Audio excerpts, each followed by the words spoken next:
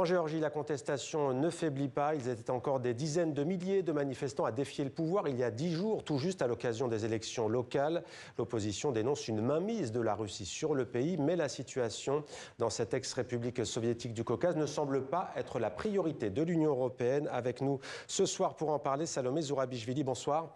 Soyez la bienvenue sur TV5 Monde. Vous êtes ex-président de la Géorgie, mais vous vous considérez toujours, et vous nous direz pourquoi, comme la présidente légitime de ce pays. D'abord, peut-être une réaction vient de voir l'OTAN. Je parlais de l'Union européenne, mais c'est vrai que ce soit l'OTAN ou Bruxelles, la Géorgie semble très peu être leur sujet de préoccupation. Oui, c'est d'ailleurs ma préoccupation que la Géorgie, on comprend d'un côté, avec les crises à l'heure actuelle, qui sont des crises plus ouvertes, plus actuelles, militaires dans le cas de l'Ukraine. L'Ukraine, Gaza. Les drones, Gaza, tout ça explique que la Géorgie, qui est ce petit pays où il n'y a pas de violence visible aujourd'hui, alors qu'il y en a eu au début des manifestations, attire moins immédiatement l'attention et les réactions.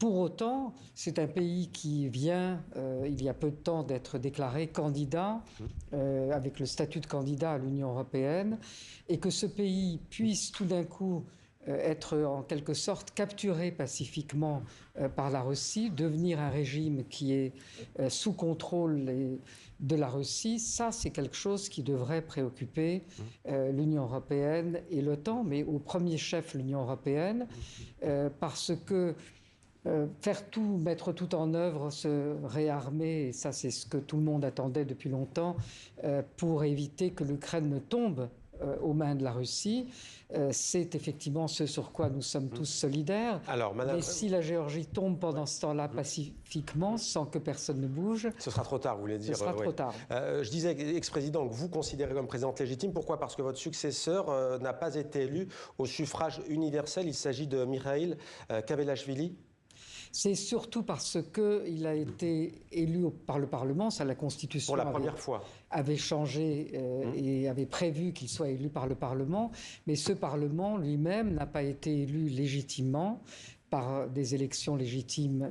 Elles ont été fraudées massivement, ce que l'on a compris maintenant avec les cas de la Roumanie, de la Moldavie, combien l'ingérence russe peut fausser le résultat des élections. Et c'est ça qui fait la contestation, c'est ça qui fait que la population qui est dans la rue depuis maintenant 320 jours conteste ces élections, conteste l'orientation pro-russe prise par le régime, conteste la légitimité du président. Dès qu'il y aura des élections régulières, normales, parlementaires, qui désigneront un nouveau président, je suis prête à passer la main. Le Premier ministre géorgien Irakli Kobaridze, qui appartient au parti au pouvoir, donc Rêve géorgien, a promis dimanche, il y a 10 jours tout juste, des représailles contre l'opposition après que des manifestants ont tenté de faire irruption dans le palais présidentiel que vous avez bien connu. Est-ce que ça peut dégénérer selon vous? Alors oui, on a eu un scénario très style, là aussi, russe-soviétique, de cette pseudo-prise du palais présidentiel où il y avait 4 personnes, des grilles qui avaient été sciées par avance. Mais manifestement, c'est un scénario dans lequel le régime était complice et qui leur permet aujourd'hui de passer un stade supérieur de répression. Et on a annoncé aujourd'hui, ou plutôt hier, des lois qui permettent d'interdire les partis d'opposition. Les membres de ces partis d'opposition n'auront pas le droit de fonder d'autres partis, ni d'être associés à d'autres activités politiques.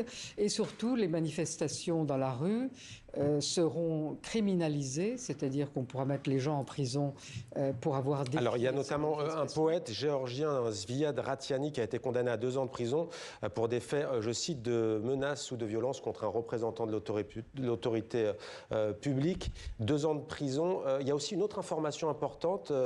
La Cour européenne des droits de l'homme a décidé que la Russie devait verser à la Géorgie plus de 250 millions d'euros pour des violations des droits de l'homme commises pendant le conflit de 2008. C'était en Ossétie du Sud et en Abkhazie. Comment réagissez-vous à cette décision? C'est une excellente décision, mais on sait que la Russie ne paye jamais ces amendes de la Cour européenne, mais sur le plan des principes et moral, c'est une excellente décision qui nous réconforte un tout petit peu aujourd'hui. Alors il nous reste 30 secondes, mais juste tout de même 9,4% de croissance, quasiment 10% pour un pays, et ça a de quoi faire pâlir de nombreux dirigeants de la planète. L'économie se porte bien en Géorgie, tout de même? Les statistiques sont aussi contrôlées que le reste. Merci beaucoup pour ce mot de la fin. Salomé Zourabichvili, ex-présidente, qui se considère donc comme la présidente légitime de la Géorgie. Merci à vous. Merci beaucoup.